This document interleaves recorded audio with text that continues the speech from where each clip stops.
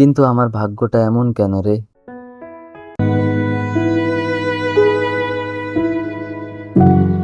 আর কত আর কত এভাবে সহ্য করা যায়? সবাই ভাবে আমি অনেক সুখে আছি, কিন্তু ভেতরের কষ্টটা কেউ দেখে না। আমি আর পারছি না, আমি আর পারছি না।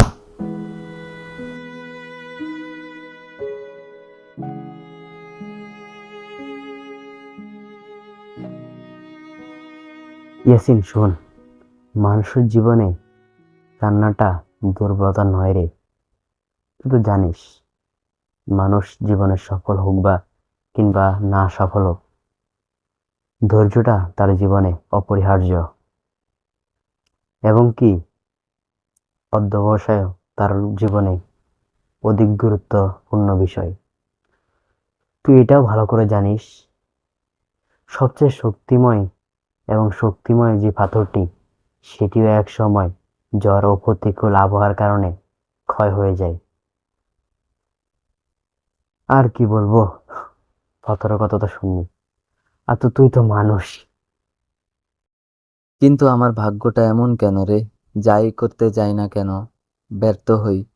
আমি তো আমার জীবনের কোনো মানে বা লক্ষ্য দেখতেছি না রে। এখন তুই আমাকে একটা উপায় বের করে দে রে। যারা জীবনে বড় কিছু হতে চায়, তাদের পরীক্ষাটাও কঠিন হয়। আজ যে কারণে কষ্ট পাচ্ছিস, এটাই কাল তোর শক্তি হয়ে দাঁড়াবে। তুই আজ হেরে গেলে তোর ভেতরে থাকা এই বড় স্বপ্নগুলো কার আশায়, কার ভরসায় বেঁচে থাকবে? ইয়াসিন, আর একটাবার চেষ্টা কর নিজের জন্য। ইয়াসিন, আর একটাবার চেষ্টা কর নিজের জন্য। ইয়াসিন, আর একটাবার চেষ্টা কর নিজের জন্য। হ্যাঁ, আমি পারবো। আমাকে পারতেই হবে। ইনশাআল্লাহ আমি করে দেখাবো। আজ যারা আমাকে তুচ্ছ মনে করে, একদিন তারাই আমাকে হীরা মনে করবে, ইনশাআল্লাহ।